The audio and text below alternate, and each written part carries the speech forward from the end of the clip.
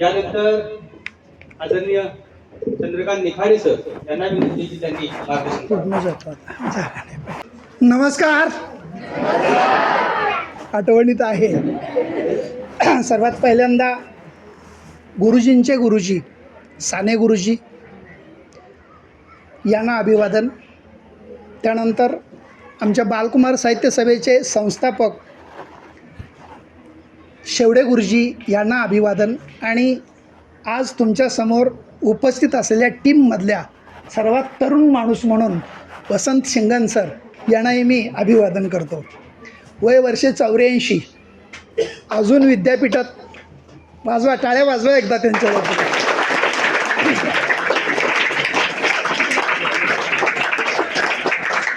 व्यासंगी मनुष्य, विद्यार्थ्यांनी आदर्श घ्यावा. वयाच्या 80व्या वर्षी इतिहास विषयातनं MA केलं. मोडीचा प्रचंड अभ्यास. आणि तुमच्या गावा शेजारी रे. आम्हाला खूप लांबून तर यावं लागतं. तुमच्या मनात आलं तर त्यांच्याशी संवाद साधून जगात जे काय ज्ञान आहे त्या सगळ्यांची पुरचुंडी त्यांच्याकडे बांधलेली आहे. ते तुम्ही मिळवू शकता. असे सिंघन सर. एक गोष्ट आवर्जून सांगतो मी, तुम्हाला लिहायचं कसं, बोलायचं कसं याचा मंत्र देणारे रवींद्र खैरे सर इथं उपस्थित आहेत. आणि त्यांच्या वक्तृत्वातनं झलक तुमच्यापर्यंत आलेली आहे. त्यांच्यासारख्या तज्ज्ञांनी, व्यक्तींनी, मित्रांनी सांगितल्यानंतर काहीतरी लिहावंसं वाटलं म्हणून ते लिहिलं. पण लिहून करायचं काय? कुठंतरी पेपरात यायला पाहिजे, कुणीतरी ऐकायला पाहिजे, कुठंतरी संधी मिळायला पाहिजे. अशी संधी मिळाली आणि ज्या संधीचं सोनं ज्याने केलं ते म्हणजे तुमच्या 5वीच्या मराठी पुस्तकात पाठ असलेले स्वतः लेखक इथं उपस्थित आहेत, मनोहर भोसले सर. आम्ही मनोजा म्हणतो त्यांना. याच्याही पुढची पायरी सांगतो. हे पाठ्यपुस्तकात कविता, कथा, निबंध, व्याकरण घालायचं काम करणारं एक मंडळ असतं पुण्याला, बालभारतीमध्ये. पाठ्यपुस्तक निर्मिती आणि संशोधन मंडळ म्हणतात. अरे त्याच्यात सुद्धा आपले अध्यक्ष आहेत बालकुमार. टाळ्या वाजवा. नुसते बघत काय बसला. झालं. लिहायचं कसं, लिहिल्यानंतर ते पाठवायचं कुठं, ते निवड कोण करतं, इथंपर्यंत झालं. हे पाठ्यपुस्तकापुरतं मर्यादित. पण याच्यापेक्षा अजून एक व्यक्ती आपल्यासमोर उच्चपदस्थ आहे. जे लिहितात आणि वाचतात त्यांना राष्ट्रीय आणि आंतरराष्ट्रीय पातळीवरचं व्यासपीठ उपलब्ध करून देण्यासाठी अखिल भारतीय साहित्य संस्कृती मंडळाचे विश्वस्त असलेले मुठाणे साहेब आपल्यासमोर आहेत. खैरे सरांच्याकडनं प्रेरणा घ्या, लिहायला लागा. लिहिल्यानंतर खैरे सर किंवा माझ्याकडे पाठवा. आम्ही तुमचं ते प्रकाशित करायची व्यवस्था करू.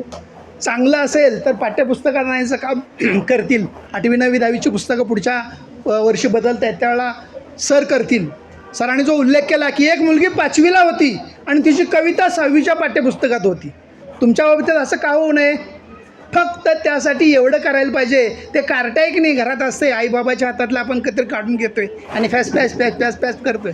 त्याच्यापासून जरा बाजूला व्हायला पाहिजे तर इकडं साहित्याकडे वळता येतं. नाहीतर तुम्ही सगळे व्हॉट्सअप युनिव्हर्सिटीचे विद्यार्थी व्हाल, ग्रॅज्युएट व्हाल, पण प्रत्यक्षात व्यवहारातल्या विद्यापीठात मात्र तुमचं नाणं चालणार नाही. आज गुरुपौर्णिमेचा दिवस आहे. एक 15 आठवड्यापूर्वी सरांचा फोन आला की लाड सरांचा, सर पौर्णिमेच्या कार्यक्रमात तुम्ही येणार का? मी म्हटलं मी एकटाच काय, माझी सगळी टीम घेऊन येतो तुमच्याकडं. आणि खरंच मी एकदा तुमच्याकडं 2दा येऊन गेलो आहे तुमच्याकडं. पण हा प्रत्येक वक्ता जो आहे तो एक दिवस एक सेशन घेणारा वक्ता आहे आणि ते तुमचं आज भाग्य आहे. एका उपक्रमशील शाळेमध्ये आम्हाला यायला मिळतं हे आमचं भाग्य आहे. कारण आमच्या सभेला 33 वर्ष पूर्ण झालेली आहेत. 1993ला ही सभा स्थापन झाली. तेव्हापासून मुलांच्यासाठी काम करते. मुलांचं लेखन, मुलांचं वाचन, मुलांचं अभिव्यक्ती, मुलांच्या स्पर्धा हे सगळं घेत असते. प्रत्येक वर्षी घेत असते. शिक्षकांसाठी लेखकांसाठी साहित्य पुरस्कारही सभा देत असते. आणि या सभेच्या माध्यमातून आज आपल्याकडे साहित्य संमेलन संपन्न होत आहे किंवा गुरुपौर्णिमा साजरी होत आहे. गुरु या शब्दाचे उत्कृष्ट 3 अर्थ सांगितले. मी एक 4था अर्थ सांगणार आहे तुम्हाला. गुरु म्हणजे सर्वात मोठा. ग्रहांची मालिका बघितली तर मध्यभागी असणारा गुरु, त्याला गुरुच नाव काय दिले तर तो सर्वात मोठा आहे आणि जो मोठा असतो त्याला गुरु म्हणतात. दुसरं गुरुपौर्णिमा ही सुद्धा कालाच्या दृष्टिकोनातनं मोठी आहे. साधारणपणे 23 तास काही मिनटं सगळे दिवस असतात, काही 22 तासांचे असतात, काही 18 दिवसांच्या तिथी.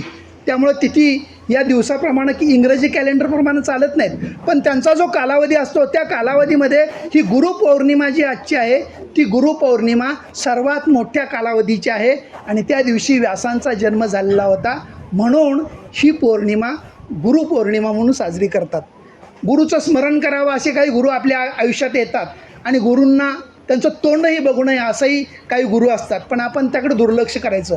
आपल्यासाठी जे महत्त्वाचं आहे ते आपण लक्षात घ्यायचं. अगदी इतिहास कालापासून वशिष्ठ राम, श्रीकृष्ण अर्जुन, महात्मा गांधी आणि गोखले अशा गुरूंच्या जोड्या आहेत. आजही काही चांगल्या जोड्या आहेत, असंख्य आहेत, अनेक आहेत. त्या सर्वांची नावं तुमच्यासमोर येत असतात वर्तमानपत्राच्या माध्यमातून, टी व्हीच्या माध्यमातून. जी पुराणातली आहेत मी 2-3 उदाहरणं दिली तुम्हाला. एक द्रोणाचार्यांच्याकडे बघताना असा एक दृष्टिकोन असतो की हां द्रोणाचार्य वय माहीत आहे ते एकलव्याचा अंगठा कापून गेलेला ते वय माहीत आहे असं म्हणण्याची किंवा असं गैरसमज होण्याची शक्यता आहे. परंतु ते 106 विद्यार्थ्यांचे गुरु होते. कौरव आणि पांडव कर्णासह 106 होतात त्यांचे गुरु होते. आणि त्यांची एक छोटीशी गोष्ट मी तुम्हाला सांगणार आहे. एका पिढीला द्रोणाचार्यांनी शिकवायचं काम केलं, पुढच्या पिढीला शिकवायला कोणतरी गुरु पाहिजे ना. मग ही खंत भरून निघण्यासाठी द्रोणाचार्यांनी आपल्या मुलाला शिक्षण द्यायचं ठरवलं. जादा शिक्षण द्यायचं त्याला, इतरांच्यापेक्षा जादा द्यायचं. आता कसं द्यायचं, सगळे 106 आणि आपला मुलगा 7वा त्या तिथंच असतो, सगळ्यांच्या बरोबरच असतो. पण द्रोणाचार्य म्हणजे गुरु कसा श्रेष्ठ असतो, कसा त्याच्याकडे वेगळा कसा डाव असतो ते बघा. तर द्रोणाचार्यांनी काय केलं होतं, मी पण ऐकतो. इकडे येणार आहे काय, नाही येणार, ठीक आहे. द्रोणाचार्यांनी आश्रमामध्ये मुलं शिकायला जायची त्यावेळेला, म्हणजे आजच्यासारखं शाळेत शिक्षक आणि विद्यार्थी येत नव्हते. त्यावेळेला आश्रमात, गुरूंच्या आश्रमात नदीच्या काठी कुठेतरी पाण्याच्या ठिकाणी असायचा, तिथं मुलं शिकायला जायची. त्या आश्रमामध्ये ही सगळी मुलं शिकायला असताना आश्रमातली सगळी कामं करायला लागायची. राजाचा मुलगा असला तरी त्याला गाईंचं शेण काढायला लागायचं, पाणी भरायला लागायचं, स्वयंपाक करायला लागायचा, जळण काटूक आणायला लागायचं. ते पाणी आणायला जाताना प्रत्येकाला एक घागर, मातीची घागर दिलेली असायची, तिला मोगा म्हणतो आपण. आणि मग ते सगळे विद्यार्थी जायचे, घागर बुडवायचे आणि आश्रमातल्या हांड्यामध्ये मोठे आणून टाकायचे. द्रोणाचार्यांनी आपल्या मुलाला जादा वेळ अभ्यासाला मिळावा म्हणून एक युक्ती केलेली होती. सर्व विद्यार्थ्यांना जे मोगे दिलेले होते, मातीच्या घागरी दिलेल्या होत्या, त्याची तोंडं लहान केली होती आणि आपल्या मुलाला मात्र कुंडाला दिला होता. त्याचं तोंड मोठं होतं. मोठं तोंड असल्यामुळं अश्वत्थामा गेल्याबरोबर बुडवला की त्याचा कुंडाला भरायचा. ती बाकीची बुडबुड करत हवा बाहेर यायची, मग पाणी जायचं आणि ते त्यांना वेळ लागायचा. अश्वत्थामा ते घेऊन आश्रमात यायचा आणि काही क्षणाचा कालावधी असायचा विद्यार्थी बाकीचे यायला. तेवढ्या काळामध्ये एक जादा श्लोक ते आपल्या मुलाला अश्वत्थाम्याला शिकवायचे, कारण पुढच्या पिढीसाठी गुरु म्हणून कोणीतरी त्याला निर्माण करायचा होता, असे हे गुरुजी होते. दुसरी धौम्य आणि अरुणी या 2 मुलांची विद्यार्थी शिष्यांची गोष्ट आहे. अशाच आश्रमामध्ये अरुणी नावाचा विद्यार्थी शिकत होता आणि तेही सगळ्या आश्रमातले कामं करून शिकायचे. एकदा मुलं संध्याकाळी जळण काटूक आणायला फिरायला गेली. सगळी मुलं आली, आश्रमातली 41 मुलं आली, 42वा मुलगा आलाच नाही. संध्याकाळच्या हाजरीला अरुणी नाही दिसत. सगळे घाबरले, अरुणी कुठे गेला. मुलं म्हणले आमच्याबरोबरच होता, जळण गोळा केलं आणि येणार होता आमच्याबरोबरच, जरासा पाठीमागं राहिला. मग त्यांनी ड्युटी पेटवली पलिता आणि ते घेऊन शोध घ्यायला गेले ज्या मार्गावरी मुलं गेली होती. तर पावसाळ्याच्या दिवसात एका त्यांच्या आश्रमाला ज्या तलावातून पाण्याचा पुरवठा होत होता त्या तलावाच्या काठावर काहीतरी हालचाल दिसली, म्हणून हे सगळेजण गेले. बघतायत तर तिथं काय, त्या तलावाचा जो बांध होता त्या बांधावर अरुणी आडवा पडला होता. अगदी थंडीनं शरीर गारटून गेलं होतं, त्याला तोंडातनं बोलतासुद्धा येत नव्हतं. आणि मग हलवून त्याला जागा केला आणि तो म्हटला, जागा झाला पण म्हणला मला उठवू नका. गुरुजी म्हटले का रे. गुरुजी म्हटला मी हे जळण घेऊन येत असताना बघितलं या धरणाला छोटंसं छिद्र पडलं होतं आणि त्यातनं पाणी बाहेर येतं. जर त्याच्याकडे मी दुर्लक्ष केलं असतं तर थोडं वाहत सगळा बांध फुटून गेला असता आणि उन्हाळ्यात आपल्या आश्रमाला पाण्याचा थेंबसुद्धा मिळाला नसता. हा सर्वांना पाण्याचा साठा उपलब्ध व्हावा म्हणून मी इथं आडवा झोपलेलो आहे. अगोदर तो बंद करायची व्यवस्था करा आणि मग मला उठवा. असा विद्यार्थी आणि असे ते गुरुजी होते. छत्रपती शिवाजी महाराज आणि त्यांचा गुरु त्यांची जिजाऊ यांच्या गोष्टी तर खूपच आहेत. प्रत्येक माणसाला मार्गदर्शनासाठी कोणाची तरी गरज असते आणि ज्या ज्या ठिकाणी जेव्हा जेव्हा तुम्हाला ते ज्याच्याकडून मिळतं तो तुमचा गुरु. गुरु म्हणजे का असा एकच खांब नसतो. प्रत्येक वयात तुमचा गुरु बदलत असतो. लहान असताना आई आपला गुरु असतो. त्यानंतर आपण मोठे झालो की मग आपले शाळेतले शिक्षक गुरु होतात. त्यानंतर विशिष्ट क्षेत्रामध्ये अभ्यास करायचा असेल तर त्या क्षेत्रातले तज्ज्ञ आपले गुरु असतात. हे सगळे गुरु म्हणून आपल्याला आपलं जीवन घडवत असतात.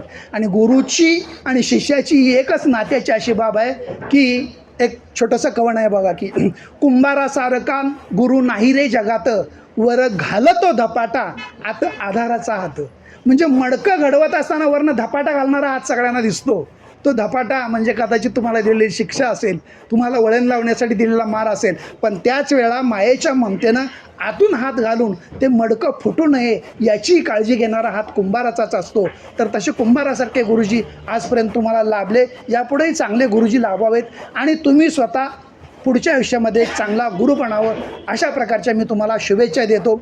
आणि सरांनी म्हटलेलंच आहे की संधी मिळेल तसं आम्ही सगळ्यांना बोलवणार आहे. प्रत्येक विषयातले तज्ज्ञ इथं आहेतच. अगदी तुमच्या जवळचे सगळ्यात तज्ज्ञ म्हटलं तर आपले शिंगण सर आहेत, ते सुद्धा कधीही तुमच्याकडे उपलब्ध होऊ शकतील. प्रचंड ज्ञानाचा झरा आहे तो. तर तुम्ही आमच्या या सभेला इथं संधी दिली त्याच्याबद्दल आभार मानण्यापूर्वी माऊली या शब्दाचा एक अर्थ मला समजलेला मी सांगतोय तुम्हाला. आता येताना शिंगण सरांनी सांगितलं की आबा कुणाला म्हणायचं आणि बाई कुणाला म्हणायचं. ज्या मुलाचा आई वारलेली असते त्याला आबा म्हणायचं. आबा म्हणजे आई आणि बाचा बाप. आणि बाप, आई आणि बाप याचं मिश्रण आहे ते. आणि बाईचं त्यांनी असं उदाहरण दिलं की ज्याचे वडील वारलेले असतात त्याची जी आई असते ती बाई असते, कारण ती बापही असते आणि आईही असते, आईचा नाही. माऊली हा शब्द असाच आहे. ज्ञानेश्वर माऊली, आईला पण आपण आईसाठी समानार्थी म्हणून माऊली शब्द वापरतो, परंतु तो खऱ्या अर्थानं तसा नाही आहे. आई आणि बापाचं दोन्ही काम करणारी जी असते तिला माऊली म्हणतात. तशी ही ज्ञानेश्वर माऊली तेही गुरुच आहेत आपले. आपल्याला प्रचंड कठीण वाटणाऱ्या संस्कृत भाषेतून मराठी आणि प्राकृत भाषेमध्ये हे ज्ञानामृत पाजण्याचं काम ज्ञानेश्वरीच्या माध्यमातून ज्ञानेश्वरांनी केलं होतं. त्यांचं स्मरण करतो. तुम्हा सर्वांना धन्यवाद देतो आणि मी रजा घेतो. धन्यवाद.